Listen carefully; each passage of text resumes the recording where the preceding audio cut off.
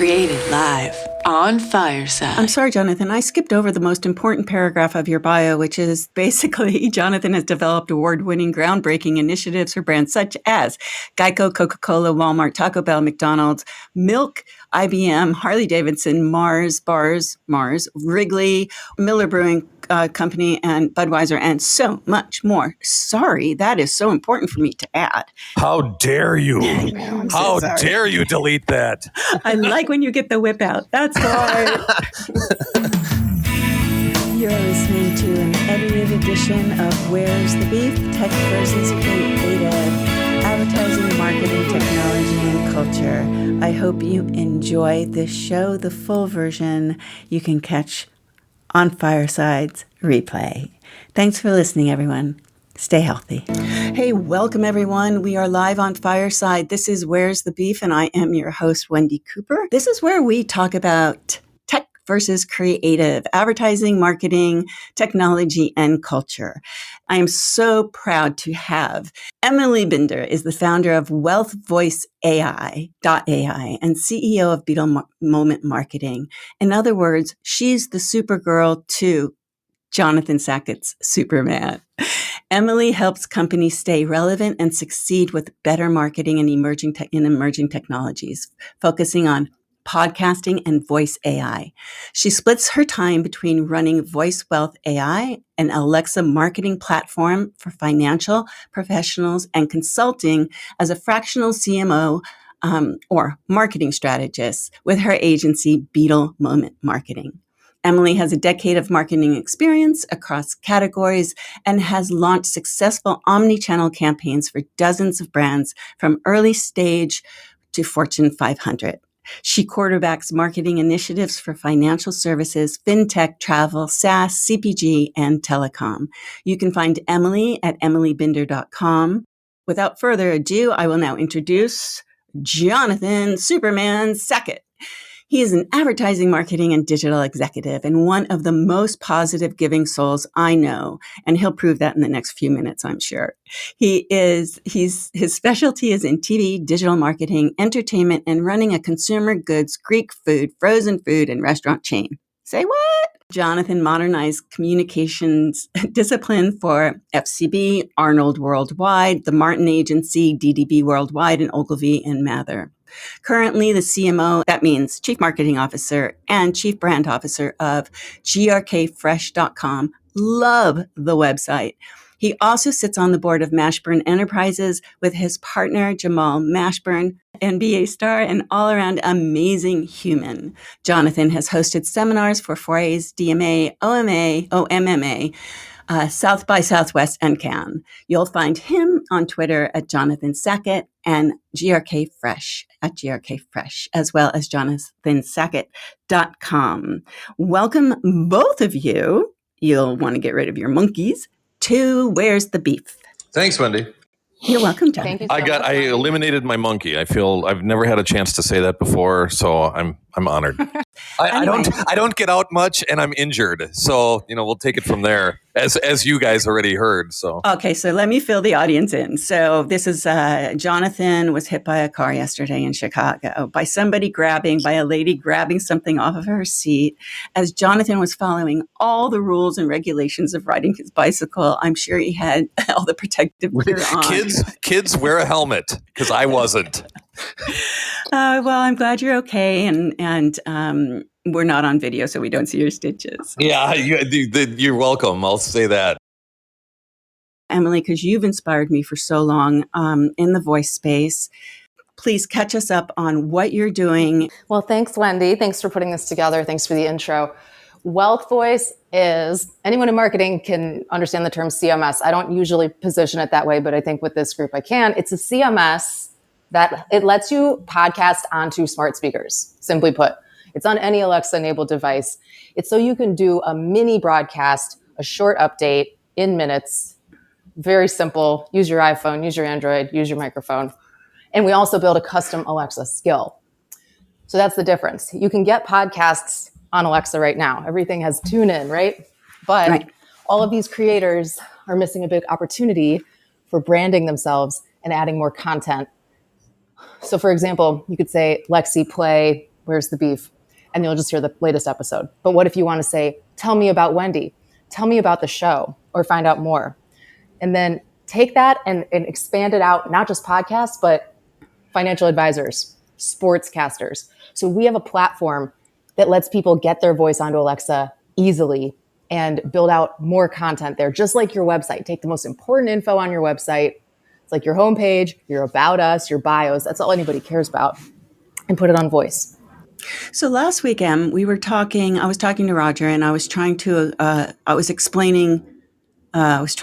explain a little bit about, a couple of years ago when you really got me into voice and my head was exploding about using Alexa skills and things like that, more in a DR sense, right? It's inexpensive media. How can you leverage it? Get in the Amazon ecosystem and become a product on Amazon, the whole thing, you know what I'm talking about, how I started to think about that. And then there was no real acceptance of my ideas. You went on and you created voicewealth.ai because I think most people think it's such a difficult project to create a skill, yet it isn't. And it just isn't. Well, that's the thing though, Wendy. There's no easy, lay person, 4-page, simple drag and drop out there to do this. That's what Wealth Voice, that's the gap we fill. There are some tools that are freemium and they seem user-friendly, but they're not. For somebody that doesn't know about, I don't know how to build a WordPress site. I don't know how to upload a logo, basic stuff. Not everyone knows how to do still, especially certain professions. We made it really easy. Did Emily just say freemium? Yeah, Jonathan. All right, I'm stealing that from you now, and it's mine. I didn't make that up. Oh my God, Jonathan! What planet have you been on? Freemium is Where the heck have I been? Guys. I'm on pain meds right now. Cut me a little slack here. No. So, he's been eating too much Greek food. Oh, tell me about it. It was really difficult to create. This is flash briefings, right? This is what I was working on 3 years ago. Alexa flash briefings.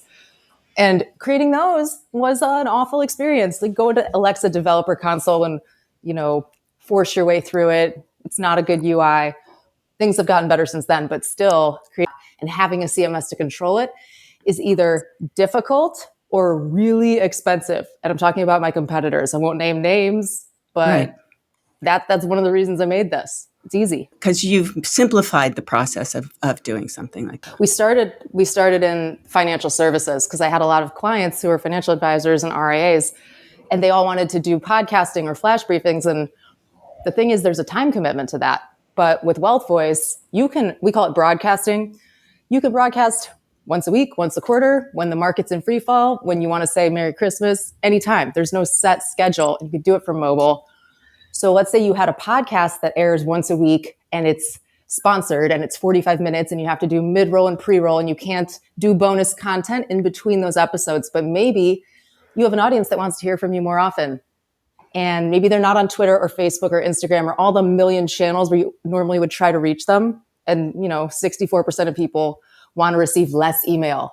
So this is, it fills the gap. And I don't know about Jonathan. He could be sleeping right now, but this is why this show exists, is because tech versus creative, it's like, get creative with your thinking on how you're going to use tech.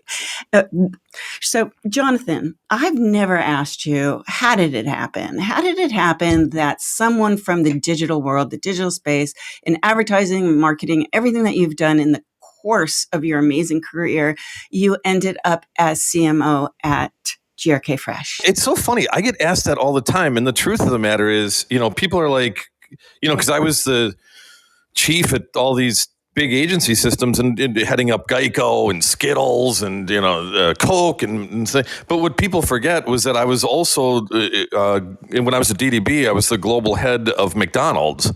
So whether I'm putting candy in mouths or selling you insurance with a lizard or whatever I'm doing, the truth of the matter is it's the same, it's a different beast with the same objective. I'm still trying to do the same thing. These guys from Greece, everybody on the board is from Greece except for me. And they came to me and they said, hey, you were recommended to us. So some friend of a friend of mine who knew of me, told them about me, and they called me and they said, "Here's what we're trying to do." And what I loved about what they were doing, which is an expensive proposition because we're in New York, we got several. We've got 4 in New York right now, 2 in DC, 1 in Dubai, and they said what we're trying to do is no one owns Greek nationally. Like there's, it's always mom and pop Greek restaurants. And I loved the challenge of that. So started talking to them, saw what they were doing. Everything is imported from Greece, all the olive oils and things. They don't use butter. The food is never fried. And I just really liked the product. The old adage is true. Nothing kills a bad product like great advertising. But I was handed a good product, so I didn't have to do a heck of a lot to refurnish the brand. So that's kind of how it came about. We just sat down at the table and talked, and I said, well, here's what I would do. I've actually renamed the company. It's still GRK, but I haven't unleashed that. And the grand opening is supposed to be next month of the new brand. So we're under construction. We're still open. Things are going well. But right now it's a tough time for restaurants. And I think we can use that to our advantage. And that's really what I'm hoping for. Because right now, there's a lot of things that I'm experimenting with. One of the hurdles that I found is men typically don't get Greek food. Tzatziki, what is that? So I'm experimenting, and of course I'm going to go to Emily. So before she says anything, I'm going to her because I think there's definitely a voice component to the marketing for sure. Because again, there's an educational hurdle. Everybody knows what a taco is. Everybody knows pizza. Everybody knows burgers here in the States. We just have to overcome that obstacle of not knowing what you don't know. Okay, so this is perfect. Last week we were challenged. Roger and I were challenged by Chocolate Johnny, who was in the audience, who has he's a chocolatier and has a store in Australia, in Sydney, right? And so it was like, well, what would you do with voice to sell chocolate? And we had fun with that. Now, Emily, what would you say to Jonathan when he does come to you? What would a quick suggestion be on how would you creatively talk about? Is it GRK Fresh or is it GRK or is it Greek? What is it, Jonathan? It's GRK Fresh right now, but okay. I'm changing it. It's going to be GRK something else. So. Oh, okay. So Emily, can I put you on the spot, or we can creatively brainstorm? What would you suggest to Jonathan off the top of your head? You know what? Nothing is coming to mind as something that is important to do right now. Maybe down the road when you have things more established and you've done the rebranding, because this is the problem. People say, well, let me just check the box. Let me do the new thing or the cool thing. It's not always a fit. It doesn't necessarily work for every brand or every type of company. You could do voice ordering if you had an app and make that voice accessible and then put it on all the different devices and in the car. So like, let's say you did a Google action or an Alexa skill for GRK Fresh. That could be cool because you could promote new items on the menu or specials. It depends on if your audience is ravenous to get an update with a notification about here's what's on the menu versus them finding it themselves. Because that's the problem with being too interruptive. With the Alexa skills that we build, one of the features is that it sends a notification to the smart speaker or the Alexa device. That's how people know there's new content with these broadcasts. Right. Most skills don't have that. They just kind of exist in the background and you have to pull. There's no push. So let me ask you this, Jonathan, when I went on the website yesterday, because I'm super into, if I'm marketing food or if I'm doing anything with food, it has to be, like I told you, I said, the imagery is everything. That's what whets the palate. That what gives you. So this is the visual experience, where Emily is talking about the audio experience. So how do you take that audio experience? And for me, I'm thinking after being on the website, which is I have an advantage over Emily, obviously, is that it's the story that your founders or the owners tell, right? Every recipe is fresh. How do you really say spinatnik, whatever that thing is? I don't even know how to say it. Hey. But, that can be such a fun, create a skill that isn't about ordering, but is more about the brand ethos, their story, that kind of thing. You know what I'm saying, Em? That's such a great idea. Okay, remember Stubs Barbecue? This was a case study in Alexa skills 4 years ago from Austin. Proof Advertising did it. It was so neat. So they had historic recorded audio from Stub himself from like the 70s talking about barbecue and blues. And that's all the skill was. Like, I like my barbecue this way, and here's the song I put on while I make it. And it's just fun brand stuff. You could do something like that. So I've storyboarded everything, all the communications, all the video assets. We've partnered with Food Network. Like, all these things are cocked and ready to go. But I think what's going to be really interesting is Harris, who's the CEO, who's from Greece. He owns a basketball team, a professional basketball team over there in Greece. He's got a lot going on. He and his team have built the first 3D phone. So they've got their own platform. They've got their own phone so you can hologram. They've got a lot of stuff going on. But the thing about it is he's got that thick Greek accent. And I said, listen, man, we got to put you out front of this. You know, he's going to be the Colonel Sanders of Greek food. And although he's very apprehensive about the spotlight, the thing is he's got a story to tell. And this is his, grand hurrah. He's a finance guy, but he's really into Greek food.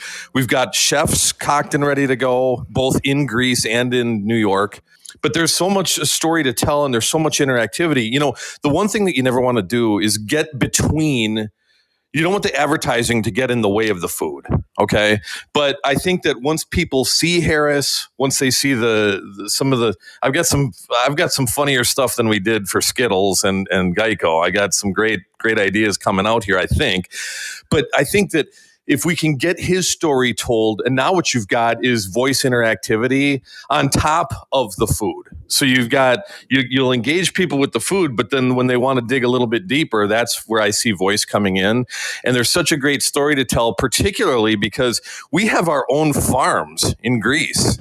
So it's not like, we're buying bulk food and selling it for cheap. I mean, we're on the high side of fast food, if you will. We're more like a Panera.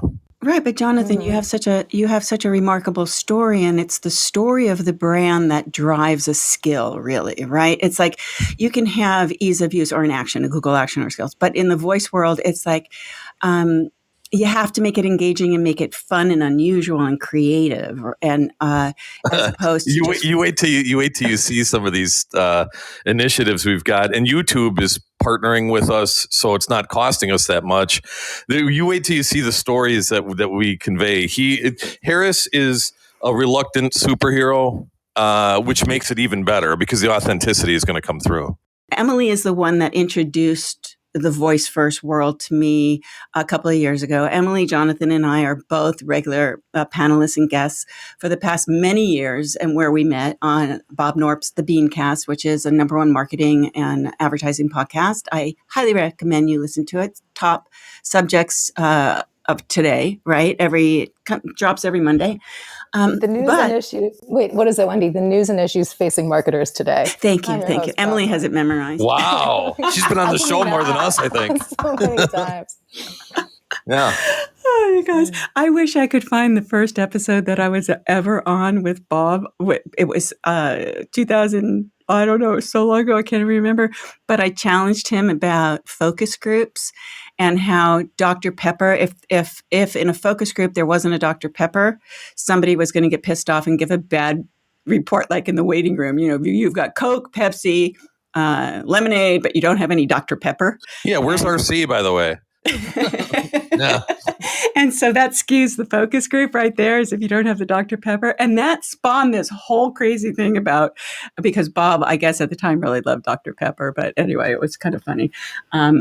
So, do you find that it's called wealthvoice.ai, that it is a little confusing to other companies maybe seeking your services? That's a great question.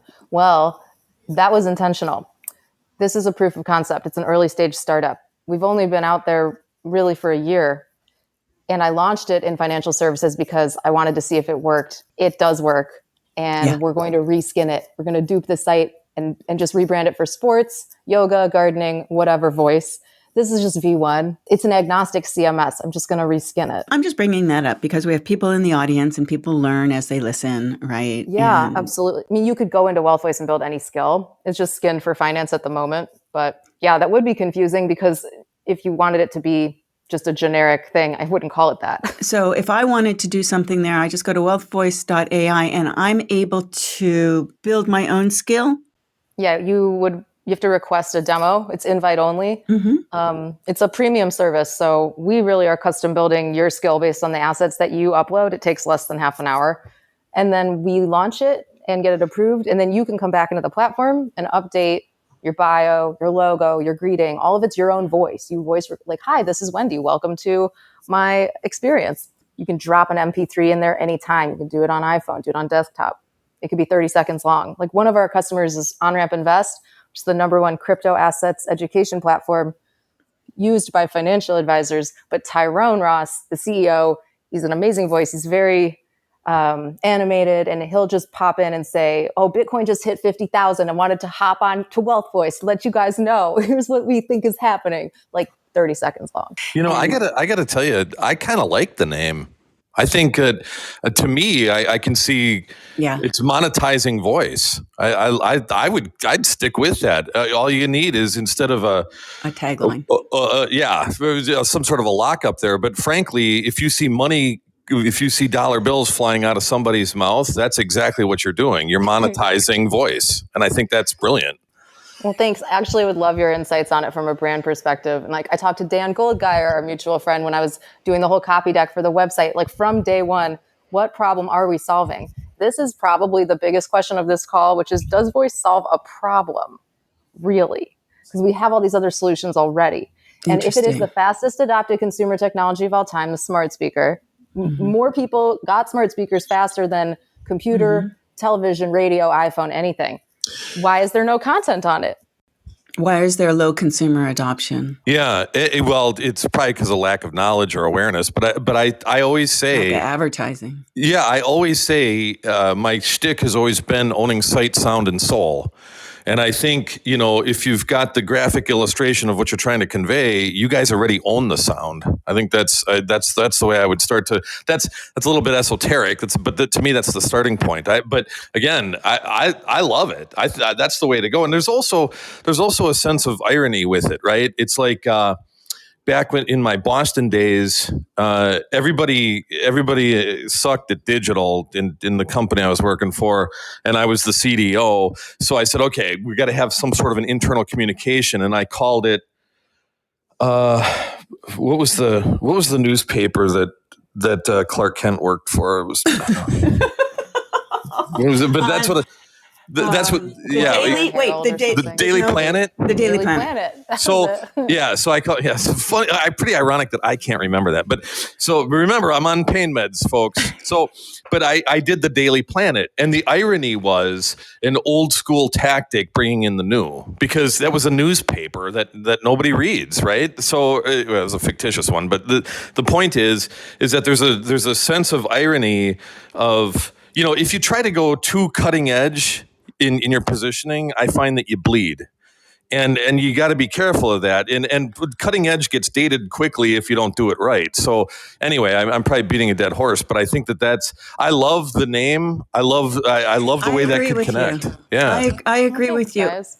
As I was actually saying that to you, Emily, I'm staring at my computer and I'm looking at the name, and these words are coming out of my mouth saying, "Hey, because I knew you were doing financial. So I in my head connected it that way, right? But someone who doesn't know that, I think that I'm with Jonathan. Wealth Voice is actually like a perfect name because you can tell a story off of that, right? From the creative perspective and build from that in many different directions. Yeah, owning auditory. I think there's a great opportunity for that. Love it. This might be completely out of anybody's realm, but what do you guys see as the real problem when it comes to tech startups really understanding and embracing the creative space and how we can work together to build a better future together and not have so much waste of money? I haven't taken any money yet. I bootstrapped it. I didn't want to take money and embarrass myself. And this is not in vogue. Like, failing is cool, right? I don't feel that way about it. I didn't want to go out the door with the first startup that I did and take a bunch of money and then realize, oops, we asked the wrong question. So I'm going to take money soon, but so many people just want to get funded and say, I'm doing a startup because that's cool. But I agree. Understanding the problem is what, and I'll be frank, I misunderstood the problem probably for half the time. And I really zeroed in on it pretty recently, like the nuances of what the problem is that we're really solving. I have a hard time believing that. Just so anybody listening, Emily never makes a mistake, ever. Ever. There's Jonathan. Well, Jonathan, you haven't praised me yet. You know, just so everybody knows, Wendy lies about her age. She's 32. Wendy never ages. I know. She's doing podcasts forever. We got to put her in a commercial for face cream. It's funny. Put myself in a commercial. Oh, Jesus. So hey, listen, you're on deck, sweetheart. I'm putting you in something. It's funny because, first of all, we partnering with Jamal, it's not like we ever have a shortage of money. I mean, we were trying to buy corporate Papa John's after that whole incident. So money is never the issue with us. I think so oftentimes it happens. We live our lives in chains and never even know we had the key. And that's from an Eagles song for anybody who knows that. But the truth of the matter is that you can't use tech for tech's sake. You have, and by the way, every agency that I've been a chief at, I've said the same thing. Creative shouldn't be a department. It should be a discipline. So what are we solving for? What are we trying to do? How do we use technology for consumer intel? Oftentimes there's this disconnect, which is the basis of this show. People, the tech guys are speaking one language, the creative guys are speaking another. The reason why I got elevated so quickly in the industry was I was a translator. I knew what both sides were doing. Right. I put objective first. What's the objective? How do we solve for it with tech? How do we solve for it with true creativity? Not just creative or graphic language. There's a better way to do things. And what are we solving for? Frankly, we deal with startups every day. Every single day, I get contacted 2 or 3 times at least about somebody wanting Jamal and I to fund something or to look into something. And frankly, they're asking themselves the wrong questions because they might come up with a technology and then they're trying to inflict it upon you versus saying, here's what it's going to do. And I think one thing that people don't realize about me is I started the consumer intel and consumer forensics departments at FCB. We didn't have a measurement. We didn't have a dashboard. So, and for me to come up with that, people were like, well, what are you? Like, what do you do? I thought you were a creative guy. Well, I think I don't know if I am or not, but I think creativity can rule the roost in how you use those technologies. Right. I agree. I rarely, I don't know if you know my background, Jonathan, and I think Emily does, but in 1997, Yeah, 1997. When you were 6? I formed C-Spout Run Productions because I was coming from, I only want to do creative because I came from 2 very successful infomercials that I tripped into, but I ended up actually creating those products, R&D, the packaging, the labeling, everything. So I had, I fell into it by mistake, but then what were the products, Wendy? The first one was 6-Day Bio Diet, lose up to 14 pounds in just 6 days. Organic juices from Europe, where the infomercial was called 6-Day Bio Diet. I was in it.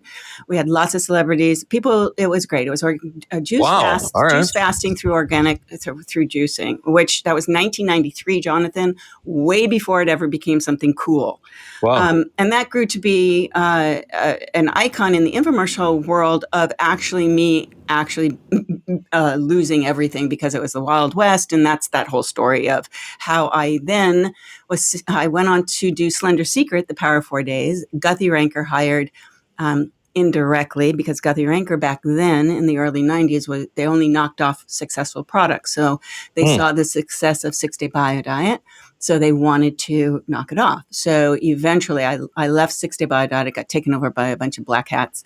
And I went on to create Slender Secret, The Power of 4 Days, which was a better iteration of 6-Day Bio Diet. It was only 4 days. It included a hot dehydrated soup, a tea, a jasmine tea. It had all of the bells and whistles that I had learned was wrong with 6-Day Bio Diet. And we did an infomercial. My partner was Alvaro Garnero. He is very well known in Brazil. He's an impresario there. But at the time, he funded everything, right? And I ran everything. I created the entire diet. You guys, I was the first person. We were the first people to put juice in a plastic bottle in the world. Wow. So we needed to be able to ship our juice in plastic because the glass bottles would break. We shut down UPS in Hanover, Connecticut, I think. It's Hanover. Because one of the bottles with 6-Day Bio Diet that had red beet juice in it broke. They thought it was blood. They shut down the entire place. Wow, you can't make that up. Okay. I didn't make it up. It's true. So then we had to pivot and find some other type of packaging. So when I did Slender Secret, we worked with the people at V8 and we were their test guinea pig to put something in plastic. And that's where those plastic bottles came from, the ones that everything is in plastic. We were the guinea pig for that because it did work. It's hot packing, right? But we needed it for shipping reasons. Anyway, long story short, that became a very successful diet in Brazil, #1 selling diet in Brazil. I was on HSN. It became very well known here. And then Alvaro decided to shut it down. And I formed C-Spot Run Productions because I was so tired of doing R&D, creating products and running the back end and doing everything that I just wanted to produce, but I didn't know how to produce. So I just tried and I did. So I wanted to bring everything in-house. That brought everything in-house so that tech, the back end was speaking to the front end all the way from concept to consumer. That's what I became known for, was bringing it all in-house. Little did I know that I was basically a 360-degree agency, but I didn't know that. And I handled everything. And I went on to work with major brands and launching their products. But that's a little bit of my story because I realized way back then, serendipitously, that everyone has to talk to each other. So I became the first campaign manager that actually brought together creative, R&D, pricing, logistics, telemarketing, inbound, outbound, aftermarket, I became that nucleus and brought in all the trusted service providers and ran that. But you knew what questions to ask. And I think that's the starting point. People don't realize, have you guys ever bought my M&Ms, the personalized M&Ms? Have you ever bought that online? No, I haven't. Okay. Do you know what I'm talking about though? Yes. Okay. So that business model didn't exist. I was meeting with Mars, I was a kid, and I was meeting with them about this prototype that they had. The original prototype for personalization was writing on a Snickers bar. And I looked at that and I thought, this idea is horrible because you don't eat a candy bar like a banana. You also don't eat it like corn on the cob. So by the time I see something written on my candy bar, I'm going to be like, oh my God, what did it say? So, I brought in the guys from MIT to better craft the laser so it could write on the candy shell without cracking it. And now you can upload your face to them. It's mymms.com. But they didn't have a site. They didn't have a business plan. They didn't have anything. And I sat there with them at the table, the Mars brothers, and we came up with a better solution of personalization, both in colors and graphics and words and things like that. But there were all these things to overcome. People were used to seeing an M, one letter, on a piece of candy. So they're like, well, how can you have 5 words on there if we can only fit one letter? So there were these barriers that we had to overcome prior to launch, and it's expensive. I mean, those little bags of candy, the original price point was $68, and I think we upped it to $150 at the time. I don't know what they're going for now. Yeah, because if you understand manufacturing, I mean that's crazy. That's probably why they didn't do it. And that's why they had to charge so much money because, they have to clean the machines and then they have to put the press in there for the initials. That's exactly right. And it's so funny because things came full circle for me. I was pitching Tylenol, all 16 brands in one pitch. And as I was up there, one of the women from the board of J&J, she said, "Wait a minute, you're Jonathan Sackett? You did the My M&M's thing?" And I said, "Yeah." And she said, I don't know if you remember this. I called you, and she was the brand manager for Pringles at the time, and she brought this up in the middle of my pitch, and she goes, you said that you wouldn't do it personalization on Pringles. And I go, yeah, I remember that phone call. And I said I wouldn't do it because it was a dumb idea. And she said I said, did you end up doing it? She goes, yeah, and it failed. I'm like, that's because, again, it was a dumb idea. It's a dumb idea. If you think of the way you eat Pringles, if you think of the tube that they come out of, it doesn't lend itself to that degree of interactivity. It just doesn't. And even though they had the dust particles and the machine that could do it and everything else, it was a bad idea. And we ended up winning all 16 brands of Tylenol. And thank God I said no to her on that project. But it's so funny how things like that come full circle. Jonathan, when you have the chops, right? You've got all the teeth in your mouth and you've got the chops, you've got the creativity, you understand the tech, you understand the media, you understand all of the elements that create a really successful campaign, because you can produce a kick-ass commercial, but that doesn't mean it's going to work because, the back end is faulty or the media isn't bought properly. And so that's where I had said, I need to wiggle my way into all of that in order to make sure that you guys are doing it the right way so that it doesn't fail. And that's what I became known for, is going in and saying, okay, I'm going to help you understand that you just don't go buy a slew of television media or radio media without really understanding what you're doing, because the media company is always going to sell you as much as they possibly can. Right. Well, and plus, if you think back to my GEICO days, that people, I still to this day get asked the question. They're like, why are you so frenetic? Why is there a caveman and a lizard and a case study, and you've got Joan Rivers and you've got Little Richard, and it doesn't make sense. And I tell everybody the same thing. The media buy for GEICO annually is $1 billion, $1 billion. And if we just threw a gecko up there for $1 billion media buy, you know how tired that model would get? So you have to find, everything has to marry up to the 15 minutes can save you 15% or more. That's everything measures up to that. It's so easy a caveman can do it. It's so, there's a million different ways to take a look at that. And it's, at the end of the day, it's still a government employee insurance company. And it's boring. So, you're kind of marrying entertainment with a value proposition, but you can do it in a creative way. And I think people lose sight of that, and a lot of, we've basically changed the insurance industry marketing as it stood, because here's a policy. God, can you get drier than that? So you have to provide entertainment with some sort of knowledge. I did not ever understand from the Aflac commercials of the duck going, Aflac, Aflac, Aflac, right? What the hell Aflac was. Well, hey, I just didn't. Wendy, don't forget, the original duck was for GEICO. Oh, was he? It was. If anybody remembers this, you can look it up. But they bought the duck off of us, off of GEICO, because the whole premise was he takes his snout off and says, "Smaller bill." I don't know if anybody remembers that, but that's what it was before we took it over. Yeah. I agree, Wendy. I never knew what Aflac was, and those commercials were so annoying. You just want to turn it off. Right. And so... Well, Gilbert Gottfried, I think you can just leave it at that, right? Oh, my God. Yeah. No, but if you see the Aflac commercials now, I actually learned what Aflac was because I was working in a visual effects house, a real job, a couple of years ago. And they said, okay, you qualify for Aflac. The Aflac guy's here. And I'm like, really? I'm like, oh, what is that? Okay. And he explained to me that it was additional insurance in case this happened, blah, blah, blah. And I said, you know what? Your problem is at Aflac is nobody freaking knows what this is. So why don't you have people who have used this and do a new commercial and tell people exactly what Aflac is? So go look at Aflac's commercials. That's exactly what they did. And I'm sure it wasn't because of me, but their commercials are testimonial judgment. It was because of Super Cooper. I know it. Yes. But, that's just how many millions and millions and millions and millions of dollars were spent on Aflac, right?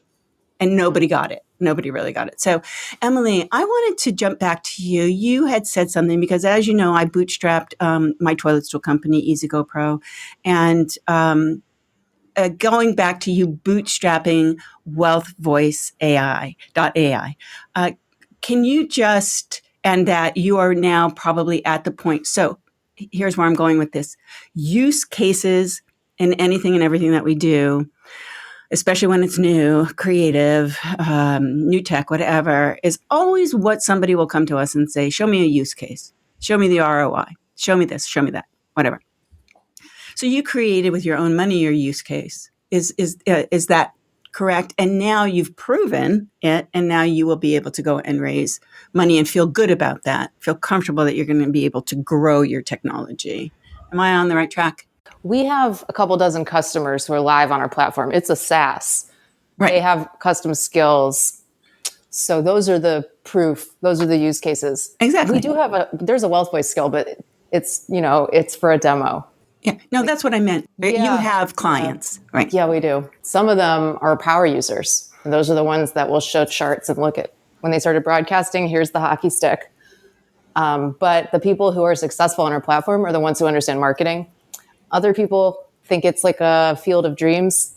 And I'm telling you, you have to educate at least 7 times, right? Explain what it is and how to do it. Here's a link, make it easy. You can't tweet it out once and expect your whole audience is going to go use your Alexa skill. People don't even know what an Alexa skill is most of the time. So how do we get over that? How do we get over consumer adoption? For what we've seen, the best way to educate is to use the channels people already are on and are comfortable with. Social, Instagram and Twitter are especially effective. Do audiograms. People know audiograms. They know them from podcasting. You say, here, the rest of this, just ask Alexa, which is easier because you don't have to go figure out which podcast app to open it in. And most people don't promote their podcast correctly because they're just doing a Spotify link or an Apple link. They're not doing a universal link like a Plink. This makes that not a problem. That's true. I did a radio commercial not too long ago, and I really wanted to put in it, just ask Alexa or ask your car or ask whatever, just for the CTA to be more voice controlled, right? Telling the CTA as opposed to go to this website, just ask Alexa, just ask Google, that kind of thing, or just ask your smart device, and then XXX. And I did find out that a lot of brands are actually starting to implement that as their CTA within their radio commercials, so it's hands-free. So that I thought was awesome. Anyway, Emily, is there anything that you want to say to everyone before you have to drop off? Yeah, if you are interested in creating a custom Alexa skill, go to wealthvoice.ai. You can request a demo. And in the form, just write Wendy, so I'll know you came from here. And then we can show you all of the cool things you can do. And it doesn't hurt to go through that process with Emily, because once you understand the process and the value, then you can get it. And then your creativity for your own product brand or service can kick in, and you can think of really creative ways to use this technology that we have at our fingertips. So Emily, thank you so much for being here. I wish that you could stay, but I know you're very busy. Wow, thanks so much, Wendy. You always introduce me to all these cool new apps and rooms, and you're always up to something new. So I appreciate it. It was great chatting with you guys. And of course, Jonathan, my old pal, so nice to talk with you again.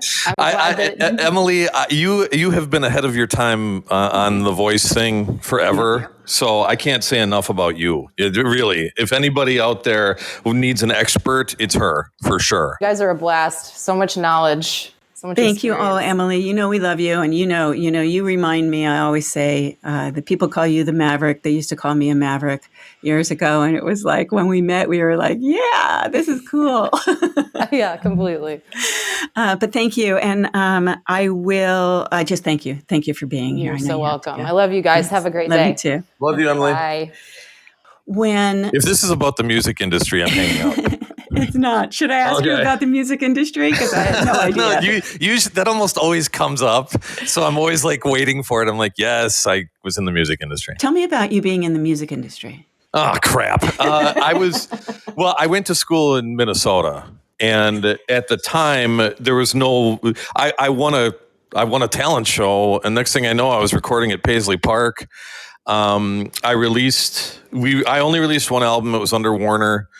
And probably the highlight was the Super Bowl was in Minneapolis that year. So the main, where do you think everybody goes for the after party? It was Glam Slam, which was Prince's club. So I was the main act on the main stage for the after party, the after Super Bowl, and everybody was there. Madonna, Arsenio Hall, you name it. And then after my performance, I went up to the VIP room and I was hanging out with all these people, and man, I'll tell you, it's so true.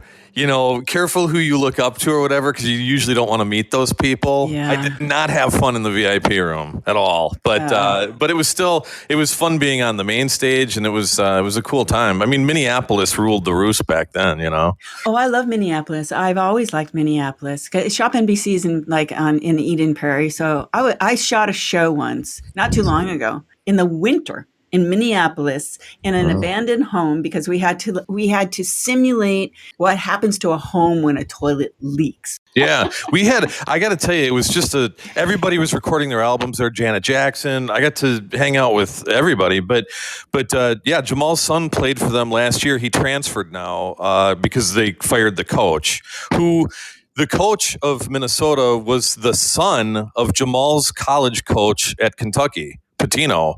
So he followed his coach, and he's going to be playing for New Mexico this year. So yeah. But I had all these reporters calling me, like I had something to, because I ran track up there, and I was like, I had nothing to do with this. I mean, that's Jamal and his son. But the reporters, they're trying to get to Jamal, so they were calling me about that. But Jamal Mashburn Jr., man, he averaged 23 points a game last year as a freshman. So keep a lookout for Jamal Mashburn Jr. It's going to be interesting. My son Chance, who's now grown 30 and an artist, when I was hanging out with John Sally a lot, he woke up one morning. He was about 9 years old. I'll never forget this. He woke up. He's super into basketball all his life until he graduated high school, right? And then, but he woke up 9 years old. He came out. He looked at me, this little blonde-headed kid, who he's not blonde-headed anymore. But he looked at me and he goes, "Mom, I just want to be bald, black, and beautiful. I'm not." Ladies and gentlemen, I give you Jamal Mashburn. It was so hysterical because he was so in love with John. And the game and everything else. But anyway, I think we've just about wrapped the show up here. Jonathan, you are awesome. You are so great. You're so talented. You're so creative. You tell such great stories. Oh, my God. One day I will physically meet you. I feel as though I know you, like you're, as Joe Jaffe would say, a brother from another mother. Yeah, I was on his show too. And you know what? Jamal was supposed to be on the show, and Jamal couldn't make it that day. So he called me and he's like, "We need you." I'm like, "Why am I always plan B?"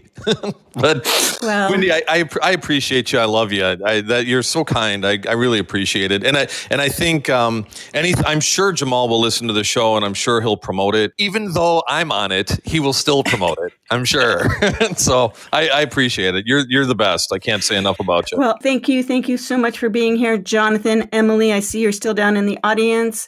This has been Where's the Beef? Tech versus Creative, Advertising, Marketing, Technology, and Culture today. My guests have been Jonathan Sackett, the Superman, and Emily Binder, the Supergirl. I guess I'm Super Mom. Oh shit, Super Jonathan, Cooper. I'm Super Cooper.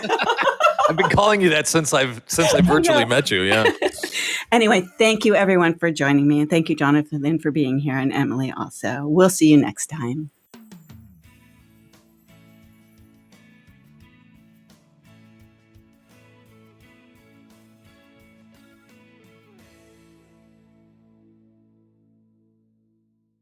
Created live on Fireside.